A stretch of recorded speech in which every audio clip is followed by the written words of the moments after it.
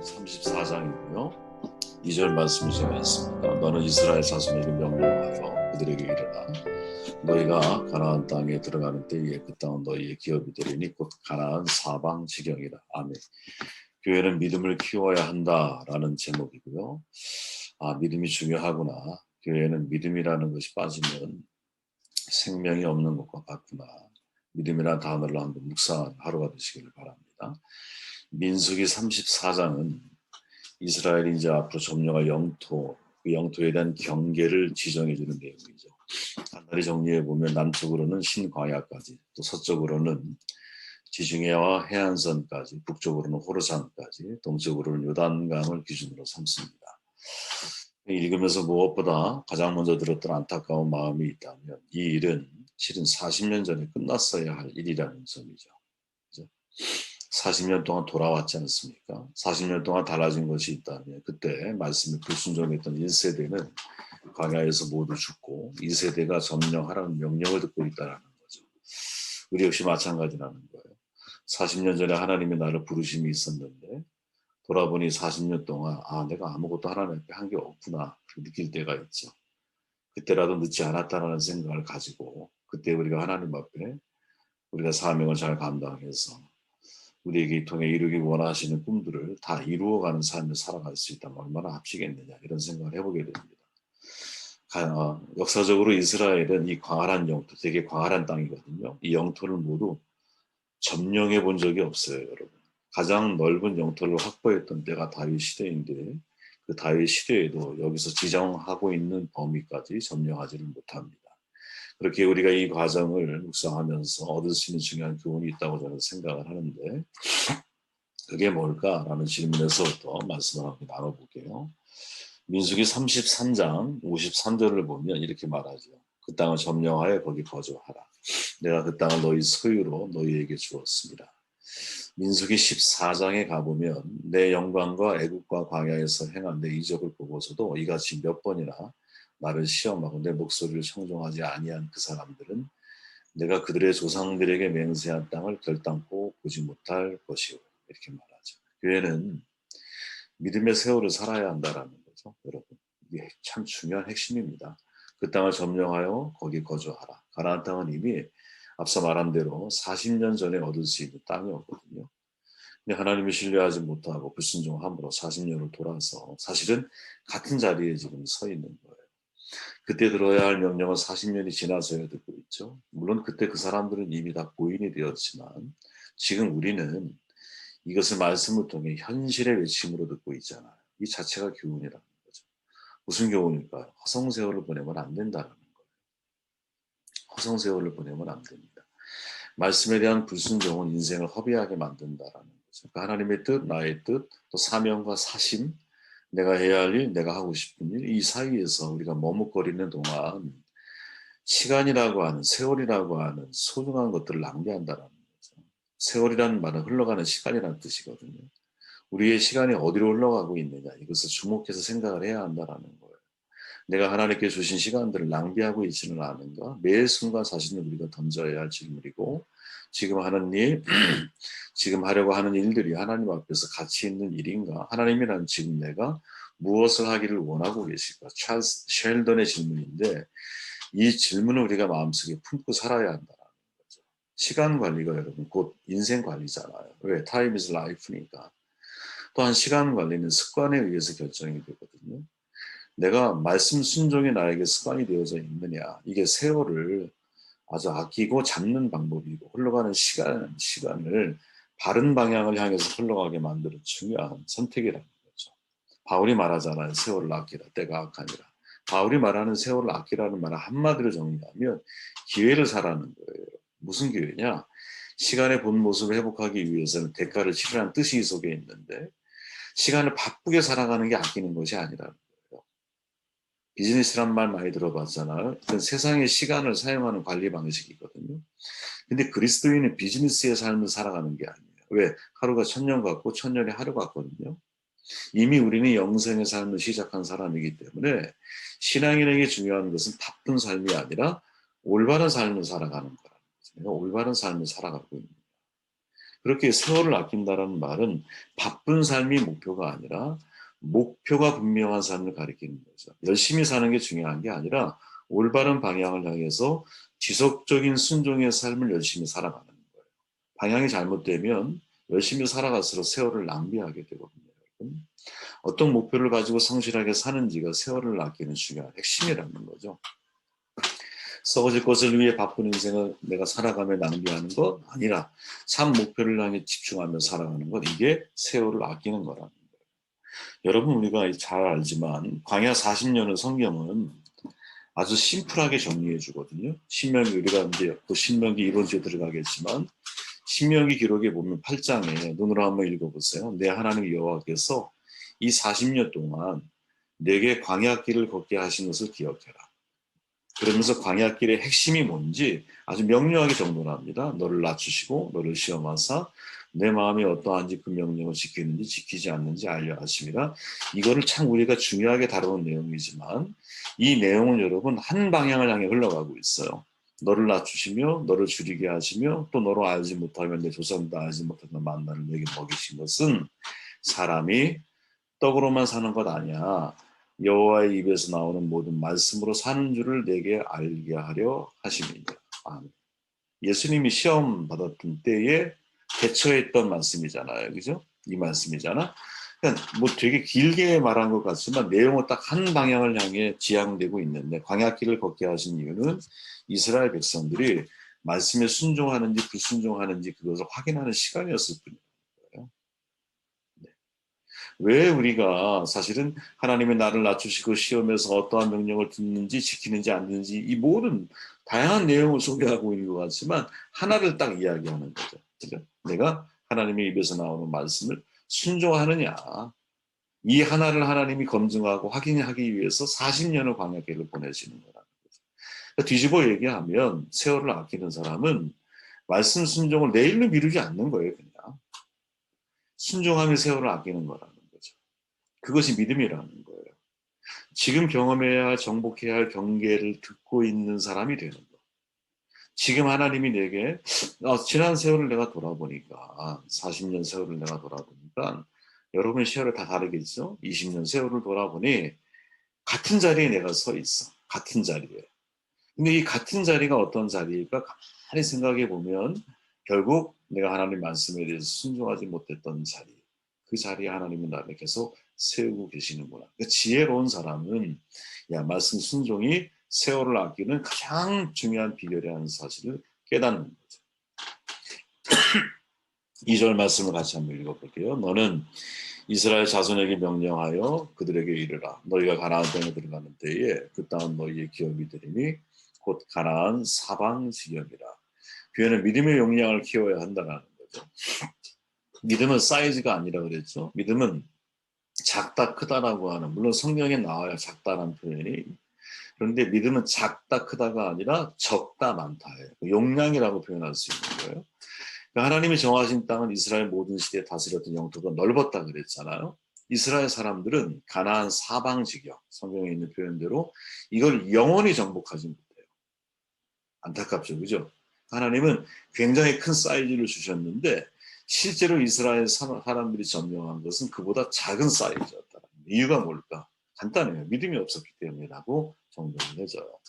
하나님 마찬가지죠. 우리에 대해서, 여러분에 대해서 큰 계획을 가지고 계시거든요. 단지 우리가 그것을 누리지 못할 뿐이야. 왜 누리지 못하느냐? 인생의 주인이 내가 되어 살기 때문에 그런 거죠. 내가 보이는 데까지 보고 살아가는 거고 내가 생각하는 데까지 생각하며 살아가는 거예요. 하나님이 나를 향하신 계획에 대해서는 별 관심이 없어요. 내가 내 인생에 관심하는 것에 의해서 인생을 자꾸 살아가요. 왜? 주인이 내가 되어 있기 때문에. 이 사람은 평생 여러분 경험하지 못하는 게 있어요. 그게 뭐냐? 하나님이 나의 지경을 얼마나 넓히실 것인지, 나는 얼마나 다양한 하나님의 놀라운 은혜의 현장 가운데 하나님이 나를 사용하실지.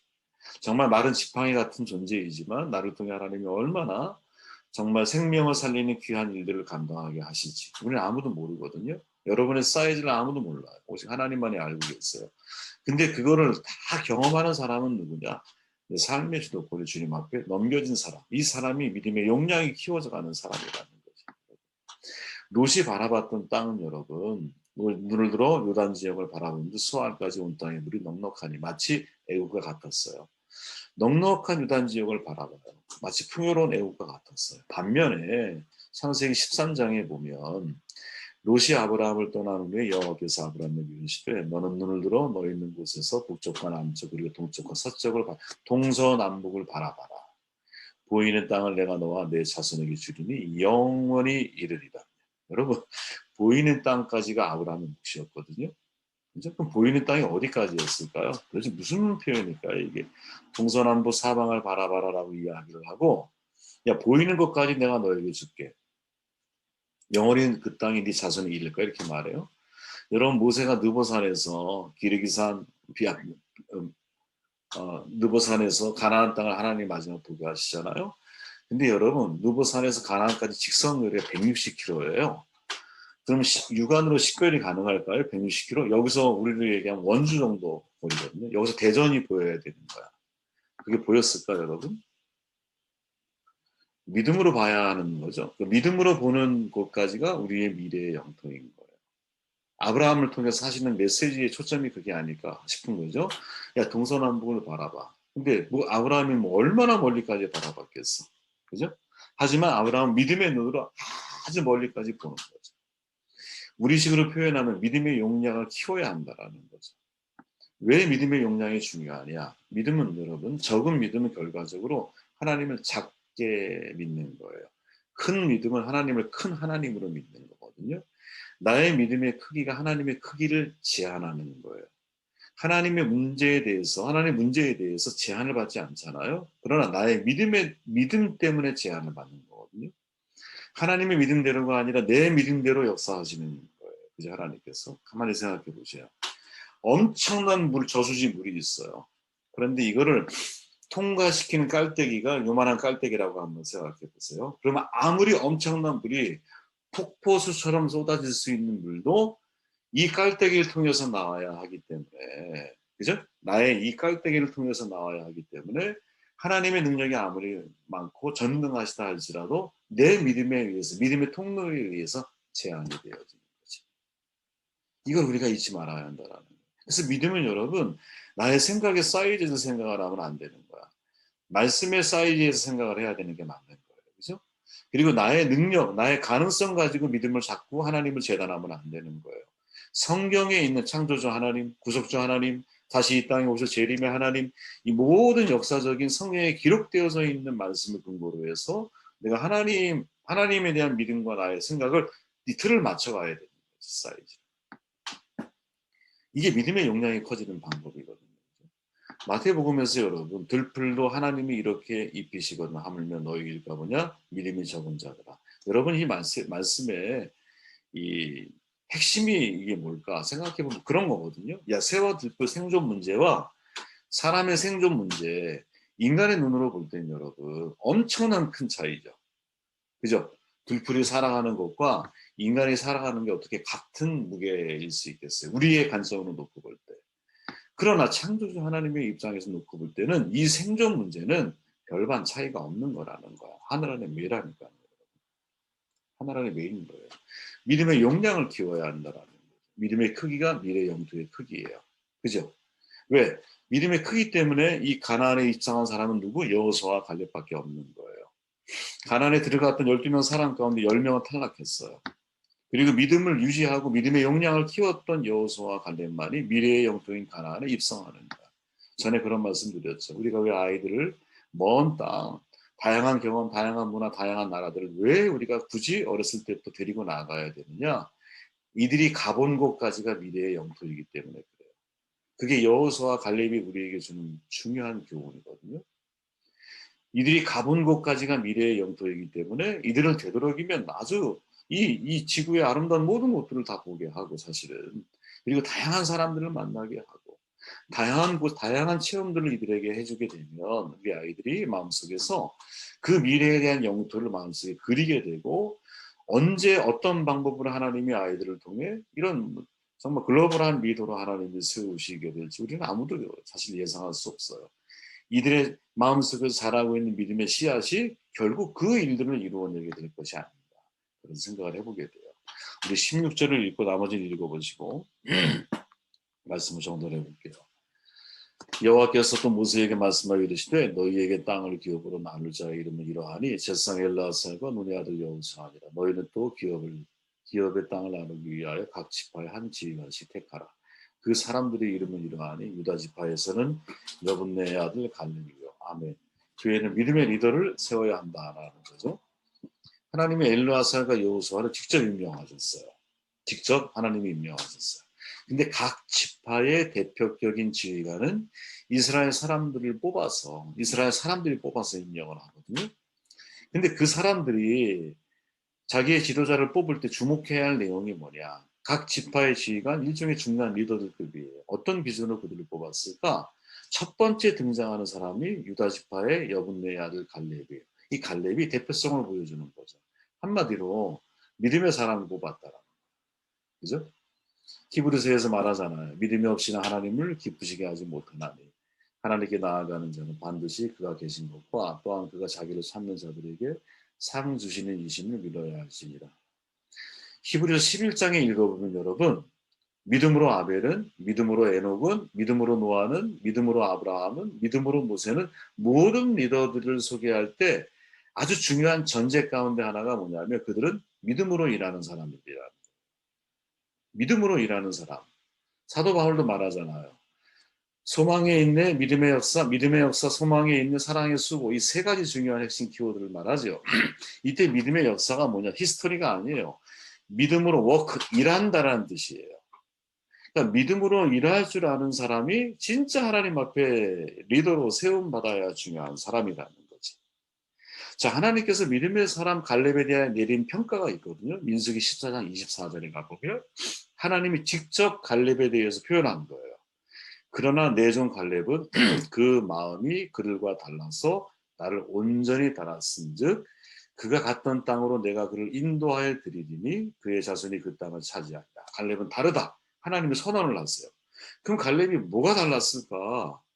내용을 보면 민수기 14장 9절에 보면 다만 여호와를 거역하지는 말라. 또 그 땅 백성들을 두려워하지 말라. 그들은 우리의 먹이라. 그들의 보호자는 그들에게서 떠났고 여호와는 우리와 함께 하시니라. 그들을 두려워하지 말라. 이렇게 말합니다. 갈렙이 보는 눈이 달라요. 그죠? 좋은 시각을 가지고 있어요. 여러분 좋은 시각이라고 하는 것은요. 이제 제가 생각하는 좋은 시각은 뭐냐면 믿음의 좋은 시각은 뭐냐? 문제에 초점을 맞추지 말고 해결에 초점을 맞추는 것이 좋은 시각이에요. 갈렙이 그렇다라는 거죠. 여러분, 이렇게 시각이 좋다. 이게 어떻게 하면 시각이 좋은 사람인지 우리가 분별할 수 있느냐? 문제만을 제기하는 사람이 있어요. 이런 사람은 시각이 좋은 게 아니에요. 개인적으로 제가 볼 때. 시각이 정말 좋은 사람은 문제를 제기하되 이 문제에 대한 해결 방안, 초점이 거기에 맞춰져 있는 거지. 갈렙이 그런 사람이라는 거예요. 좋은 시각을 가진 갈렙은요, 당연히 말이 달라요. 그들은 우리의 먹이에요. 가나안은 아름다운 땅이에요. 하나님이 허락하시면 우리는 점령할 수 있어요. 내가 보니까 그들의 보호자는 이미 떠났어요. 이미 영적으로 승리했다라는 거예요. 갈렙이 볼 때. 그렇게 하나님께서 우리와 함께 하신다면 우리는 반드시 승리할 수밖에 없어요. 라고 말을 해요. 이게 갈렙이라고 하는 고백, 갈렙이 직접 고백하고 있는 내용 속에서 우리가 깨달을 수 있는 갈렙의 믿음인데 앞서 우리가 얘기했던 것처럼 하나님이 볼 때 갈렙은 뭐가 달랐느냐? 마음이 달랐다. 마음이. 이 마음이 달랐다라는 것을 신학자들은 어떻게 해석하냐면 마음에 믿음이 있었다라고 해석을 하는 거예요. 마음에. 그러니까 생각이 믿음으로 단련된 사람이 누구? 갈렙이라는 거지. 그리고 이런 사람이 진짜 리더라는 거죠. 그리고 이런 사람이 상황과 환경을 바꿀 수 있는 에너지를 가지고 있는 사람입니다. 여러분 바이러스 가운데서 나쁜 바이러스 있어요? 좋은 바이러스도 있어요. 그죠? 사람의 마음에서 마음으로 전염되는 좋은 바이러스, 사회학자들이 이것을 N 바이러스라고 들어보셨을 거예요. N 바이러스라고 불러요. 어느 사회나 국가 오랜 세월 침체된 역사를 거듭해 오다가 보면 특정한 지도자나 또 특정한 그룹의 노력에 의해서 구성원들이 용기를 얻고 새롭게 도약하는 그런 계기를 맞게 된대요. 이게 누구냐? N 바이러스를 가지고 있는 사람들 혹은 N 바이러스의 집단들이다라고 일컬어져요. 이 N이 뭐냐? 리드예요, 리드. 공동체에 꼭 필요한 사람, 그 사회에 요구되는 사람이라는 뜻이에요. 그래서 이런 사람들이 마치 바이러스처럼 공동체 속에서 희망을 심어주고, 공동체로 하여금 신체의 어떤 시간들을, 그 세월들을 다시 좋은 동기부여를 해서 사람들로 하여금 희망적으로 인생을 살게 만드는 사람이 있더라는 거지. 그게 누구냐? 갈렙과 같은 사람이라. 우리도 마찬가지죠, 여러분. 야, 우리 안에 이런 N 바이러스를 가지고 있는 사람이 많아야 된다. 믿음의 리더가 세워져야 된다. 왜? 믿음이 없는 10명의 사람은 아무 쓸모가 없어요. 우리가 여호수아에 가보면 알겠지만 여호수아가 나중에 가나안 땅에 사람 정탐꾼을 보낼 때 과거에 12명을 보내잖아요. 근데 이번에는 여호수아는 2명을 딱 보내요. 왜? 믿음이 없는 사람 10명 필요가 없어요. 믿음이 있는 사람 2명이면 그 땅을 정복할 수 있어. 그 땅은 충분히 우리가 파악하고 들어갈 수 있어. 이런 믿음이 여호수아의 마음 가운데 내재되어 있는 거지. 저와 여러분들이 이런 리더가 되었으면 좋겠습니다. 오늘은 믿음이라고 하는 관점을 가지고 민수기 34장 전체를 제가 한번 이해를 해봤는데, 믿음의 세월을 살아야 한다는 것, 그리고 믿음의 용량을 자꾸 키워가야 한다는 것, 그리고 여러분들을 하나님이 각자 세우셨는데 내가 믿음의 리더가 될 건지 아니면 믿음이 없는 리더가 될 건지, 하나님이 나를 바라보실 때, 야, 우리 이음교회 직분자들은 마음이 달라, 이렇게 하나님이 우리에게 말씀해 주실 수 있는 그러한 사람이 되면 얼마나 좋을까 하는 기대감을 가져